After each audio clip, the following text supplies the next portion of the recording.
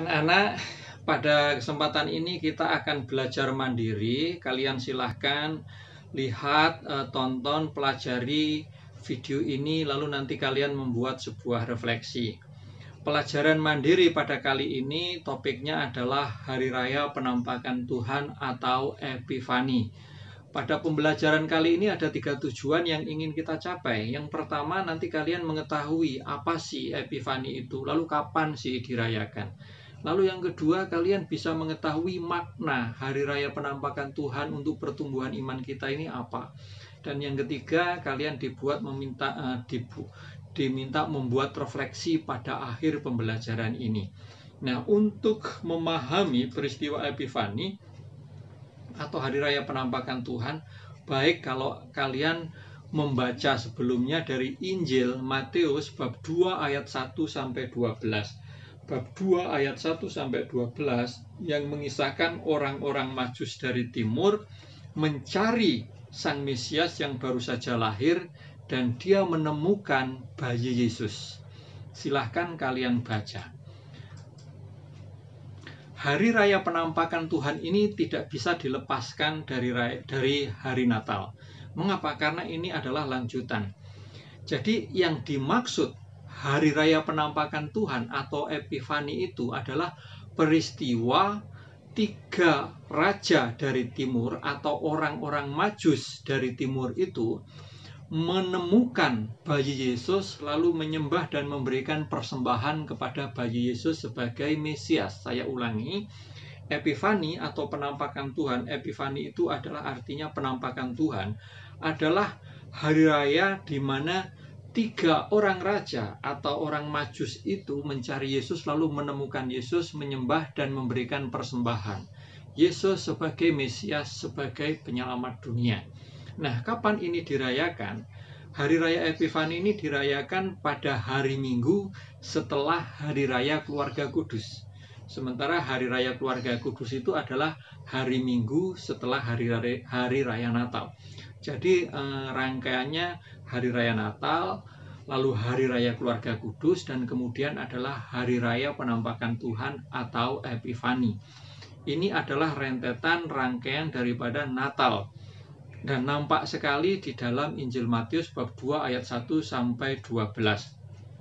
Nah, anak-anak, Hari Raya Penampakan Tuhan berdasarkan Injil Matius bab 2 ayat 1 sampai 12, di situ dikisahkan orang-orang Majus dari timur itu mencari bayi Yesus, yaitu Mesias.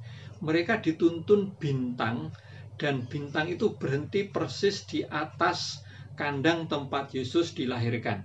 Dan orang-orang Majus itu juga seringkali disebut adalah raja dari timur. Ada 3 orang yang namanya pertama adalah Gaspar, kedua adalah Melkior, dan yang ketiga adalah Baltasar.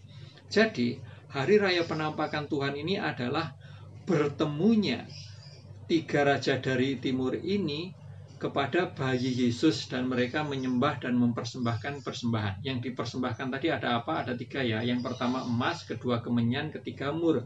3 hal ini juga menjadi lambang anak-anak.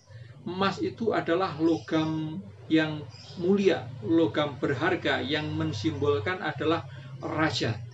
Sedangkan kemenyan ini adalah biasa digunakan untuk peribadatan, untuk pengudusan, yaitu untuk menguduskan, berarti ini adalah imamat.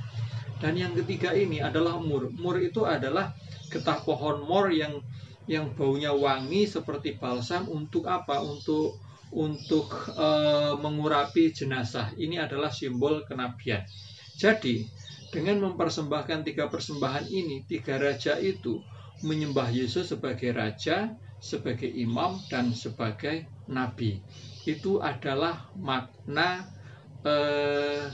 Hari Raya Penampakan Tuhan, yaitu 3 raja itu menyembah siapa? Yesus sebagai raja, sebagai imam, dan sebagai nabi. Lalu pesan apa yang bisa kita ambil dari peristiwa Hari Raya Penampakan Tuhan? Yang pertama, kita itu diajak untuk menjadi lumen gentium, untuk menjadi bintang abadi, menjadi terang bangsa-bangsa, menjadi istilah bahasa Latin itu stella eterna, menjadi bintang yang terus-menerus bersinar, bintang-bintang kecil bagi keluarga. bintang-bintang kecil bagi dunia.